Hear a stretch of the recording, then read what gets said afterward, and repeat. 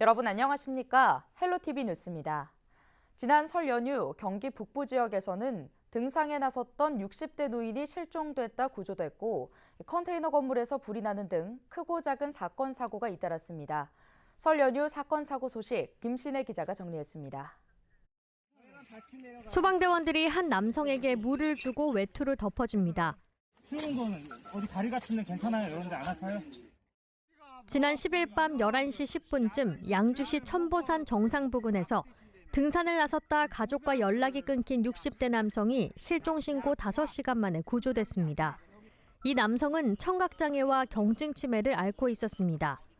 소방당국은 남성이 발견 당시 체력이 떨어져 거동이 힘든 상태였지만 큰 이상은 없어 가족에게 인계했다고 밝혔습니다. 이튿날인 11일 월요일 새벽 1시 40분쯤에는 연천군 군남면의 한 컨테이너 건물에서 불이 났습니다. 이 불로 인명피해는 없었지만 건물 한 동과 비닐하우스, 집기류 등이 모두 탔습니다. 소방당국은 화목보일러에서 불이 시작된 것으로 보고 정확한 화재 원인을 조사하고 있습니다. 의정부에서는 경전철에서 통신장애가 발생해 시민들이 불편을 겪었습니다. 이 장애로 역의 정차한 문이 닫히지 않는 등 운행이 원활하지 않았고 3시간여 동안 장애가 발생하고 복구하는 일이 2차례 반복됐습니다. 경전철 측은 정확한 원인 분석과 함께 재발 방지 대책을 마련할 방침입니다. 헬로티비 뉴스 김신혜입니다. 경기도 평준화 지역 일반고 신입생 수가 올해 5.9% 감소한 것으로 나타났습니다. 지난 12일 경기도교육청이 조사한 결과를 살펴보면 도내 평준화 지역 9개 학군 202개 일반고의 2024학년도 신입생 수는 5만 5,100여 명으로 집계됐는데요. 지난해 5만 8,600여 명보다 3,400여 명 줄었습니다. 학군별 감소 비율은 의정부가 11.3%로 가장 컸고 부천 10.5%, 용인 5.9%, 안산 5.7% 등으로 뒤를 이었습니다. 의정부 경찰서와 경기 북부 경찰청은 의정부 호원초등학교 이영승 교사 사망 사건 수사가 막바지 단계에 접어들었다고 전했습니다. 의정부 경찰서는 경기 북부 경찰청과 함께 피고 소인인 학부모 3명에 대해 최종 법리 검토를 진행해 조만간 송치 여부를 결정할 예정인데요. 경찰은 고소인과 피고 소인을 소환해 조사를 마쳤고 진술이 다른 부분에 대해서는 휴대전화 포렌식 작업을 진행했습니다. 앞서 학부모들은 경찰 조사에서 자녀의 치료나 결석 문제 등을 논의하기 위해 이 교사에게 연락했을 뿐 강요는 없었다는 등의 내용을 진술한 것으로 알려졌습니다. 경찰은 직무유기 등 혐의로 고소된 호원초 교장 교감과 교육행정직 공무원 등 총 5명에 대해 학부모 사건과 병합해 조사 일정을 조율하고 있습니다. 포천시가 구리 포천 민자고속도로와 수도권 제2순환고속도로 개통으로 남북, 동서 연결 십자형 도로망을 갖추게 됐다고 밝혔습니다. 수도권 제2순환고속도로 포천 남양주 화도 구간 개통으로 구리 포천 고속도로는 물론 서울 양양고속도로도 서울 분기점과 화도 분기점에서 이용할 수 있는데요. 포천시는 남북 동서를 연결하는 두 고속도로를 통해 포천 접근성이 크게 향상될 것으로 보고 있습니다. 7호선을 연장하는 옥정 포천 광역철도 건설 사업도 지난해 12월 실시 설계 적격자가 선정돼 올해 1에서 3공구 전 구간 착공이 이뤄질 예정입니다. 포천시는 이 사업을 최근 착공한 수도권 광역급행철도 C노선과 덕정역에서 연계되도록 진행하고 있습니다. 경기도의회 문화체육관광위 소속 윤충식 의원은 경기도 체육진흥과장과 팀장, 포천시 문화체육과장과 함께 경기도 체육발전 모색을 위한 정담회를 개최했습니다. 이번 정담회는 경기도 체육인 기회소득 지급 조례안 제정 추진과 포천시 체육시설 확충에 관해 구체적으로 논의했는데요. 윤충식 의원은 포천 체육시설 확충과 개선을 통해 체육 동호인들이 안전하게 체육 활동을 할 수 있도록 적극 협의해 줄 것을 요청했습니다.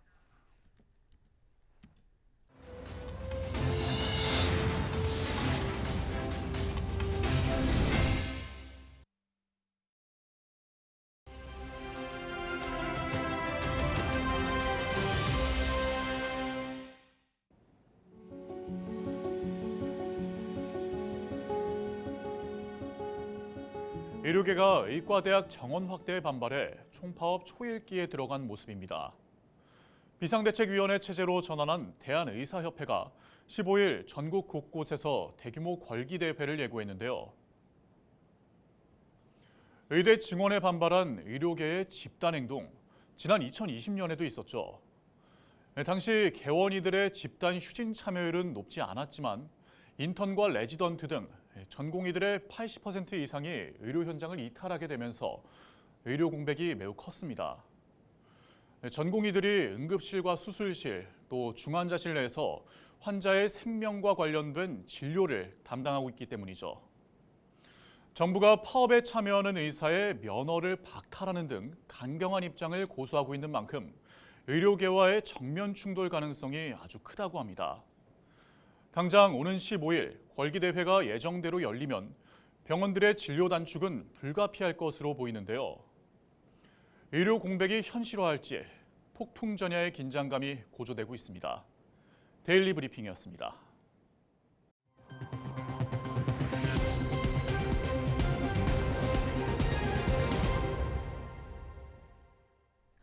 인천 미추홀구 일대에서 대규모 전세 사기를 벌인 일명 건축왕 남모 씨가 1심에서 징역 15년을 선고받은 데 불복해 항소했습니다.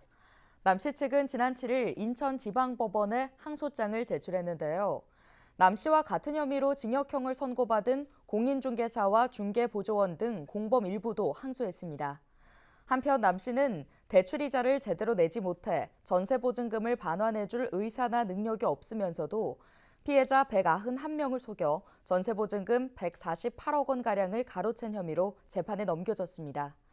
이에 재판부는 지난 7일 법정 최고형인 징역 15년과 추징금 115억 5천여만 원을 선고한 바 있습니다.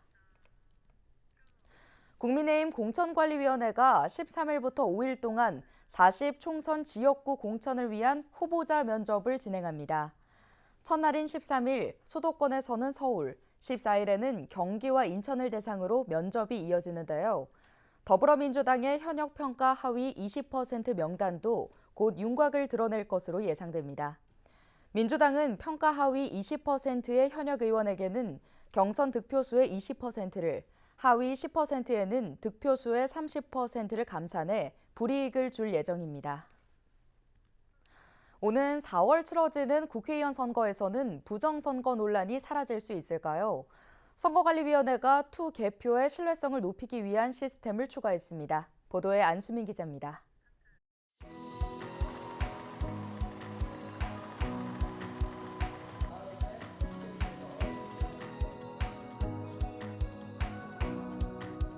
가상의 투표용지가 자동 분류기를 거쳐 기호별로 나뉩니다. 개표 사무원들이 투표지를 받아들고 한 장 한 장 넘기며 후보와 정당을 확인합니다. 오류가 없는지 사람의 눈으로 일일이 다시 점검하는 수검표 절차입니다. 수검표가 끝난 뒤 투표용지가 다시 심사개수기를 거치면 집계가 마무리됩니다. 선관위는 선거의 신뢰성을 높이기 위해 이번 총선에서 처음으로 수검표를 도입합니다. 유권자 입장에서는 개표 결과를 늦게 알게 되는 불편함이 있을 수 있으나 선거의 신뢰성과 정확성 확보를 최우선 가치로 두고 국민이 안심하고 투표에 참여할 수 있도록 하기 위해 마련하였습니다.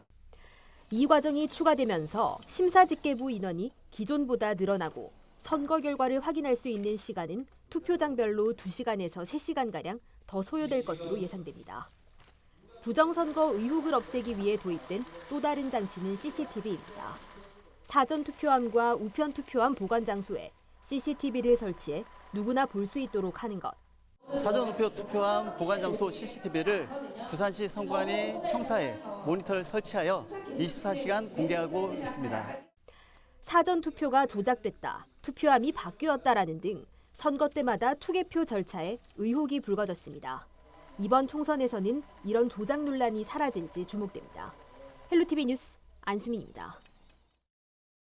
인천 지역 종합소득 평균값이 전국 17개 시도 중 최하위권인 것으로 나타났습니다. 국회 기획재정위원회 소속 양경숙 더불어민주당 의원이 국세청에서 제출받은 시도별 종합소득 신고 현황 자료를 보면 2022년 인천의 종합소득 평균값은 2,627만 원입니다. 종합소득은 이자와 배당, 사업, 근로, 연금, 기타 소득을 합산한 소득을 의미합니다. 특히 인천은 상위 0.1%의 종합소득 평균값도 서울의 4분의 1 수준인 16억 8천만 원이었습니다.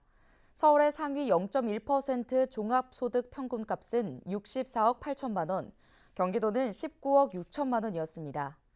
인천의 종합소득 중위값은 전국 평균 1,444만 원보다 근소하게 높은 1,446만 원입니다. 한편 전국에서 소득 격차가 가장 심한 곳은 서울로 상위 20%가 하위 20%보다 64.9배의 소득을 거둔 것으로 조사됐습니다. 전기료와 난방비 등 공공요금이 오르면서 인천 시민들의 부담이 커지고 있습니다. 경인지방통계청의 2023년 12월 및 연간 인천시 소비자 물가 동향을 보면 지난해 같은 달과 비교했을 때 전기와 가스, 수도 등 공공요금이 8.9%가량 상승했는데요. 항목별로 보면 전기료가 13.9%, 지역 난방비는 12.2%, 하수도료 9.3%, 도시가스가 5.4% 올랐습니다. 전문가들은 관리비 중 고정 지출이 커지면서 개인이 마음대로 쓸 수 있는 처분 가등 소득이 줄어 소비가 위축되면서 경제 침체로 이어질 수 있을 것으로 내다보고 있습니다.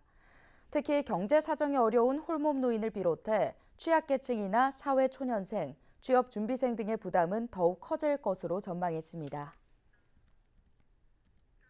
경기도 소방재난본부가 소방대원 폭행 사건 발생 시 선처 없이 엄정 대응할 방침이라고 7일 밝혔습니다.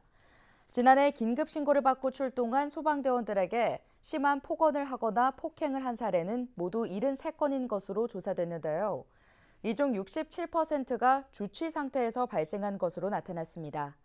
조선호 경기도 소방재난본부장은 소방대원 폭행 사건이 발생하면 소방특별사법경찰이 공정하고 엄정하게 수사를 통해 처벌할 방침이라고 강조했습니다. 서울시의 무제한 교통정기권인 기후동행카드 사업에 과천시도 참여합니다.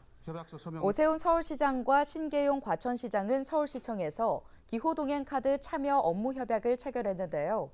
업무 협약을 통해 양 도시는 과천 지역 지하철 4호선 5개역을 기후동행카드 서비스 범위에 포함하기로 하고 운영기관인 코레일과 협의하기로 했습니다. 과천시의 대중교통 이용객은 하루 평균 2만 명이며 이 가운데 절반 이상이 서울과 과천을 오가는 것으로 집계됐습니다.